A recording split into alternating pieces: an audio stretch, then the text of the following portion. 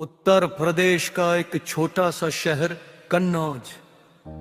आज यहाँ सिर्फ मिट्टी के ढेर है, सड़कों की धूल है। लेकिन 1300 साल पहले यहाँ एक साम्राज्य की धड़कन थी।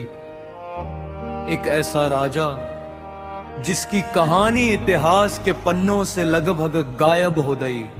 7वीं सदी के मध्य में उत्तर भारत का आखिरी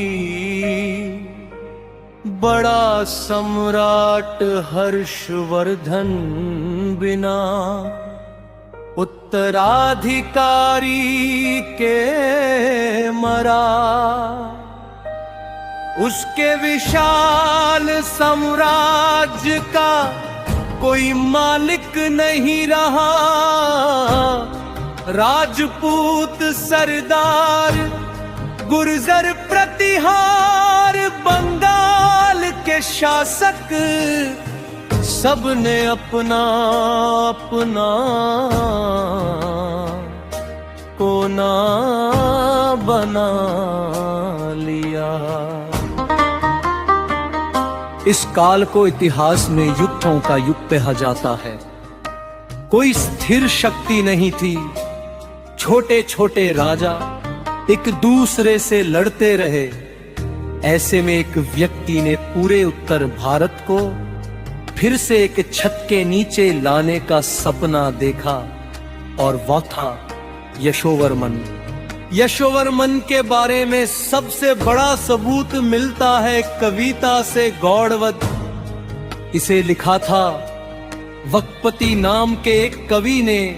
उसने लिखा, यशोवर्मन ने गौड़ देश पर चढ़ाई की। उसके हाथी पूर्व की नदियों को पार कर गए। उसके घोड़े पश्चिम की रेत पर चलने लगे। लेकिन ये सिर्फ कवि की कल्पना थी या सच्चाई? यहीं से शुरू होती है हमारी जासूसी कहानी।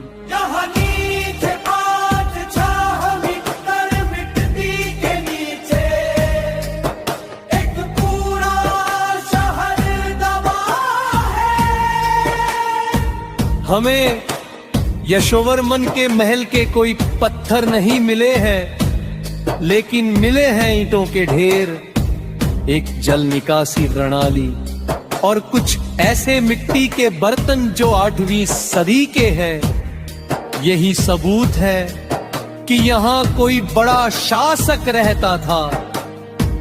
नालंदा में मिले एक शिलालेख में यशोवर्मन का नाम नहीं आता, लेकिन आता है एक उपाधि, सकलोत्तर पथनाथ, पूरे उत्तर भारत का स्वामी।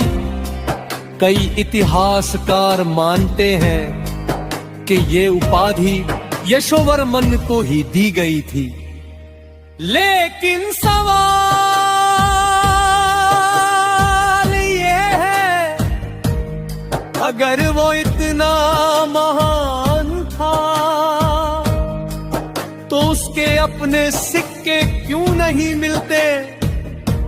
उसके समय के कोई स्तंभ लेख क्यों नहीं? यशोवर्मन का इतिहास एक पहेली है।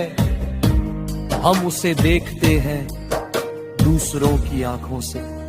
तो फिर यशोवर्मन सिर्फ एक भूत है, एक साहित्यिक कल्पना, या फिर वो सच में खड़ा था इन्हीं खंडहरों के ऊपर और समय ने उसे निगल लिया? अगले एपिसोड में हम ढूंढेंगे उसके साम्राज्य के असली निशान, चालुक्य अभिलेखों से लेकर कश्मीर की घाटियों तक। और सामना होगा उस दुश्मन से जिसने यशोवर्मन की कहानी लगभग मिटा दी, राजा Lalitaditya Muktapida. Yashovarman the phantom emperor, क्या वो सच में था? फैसला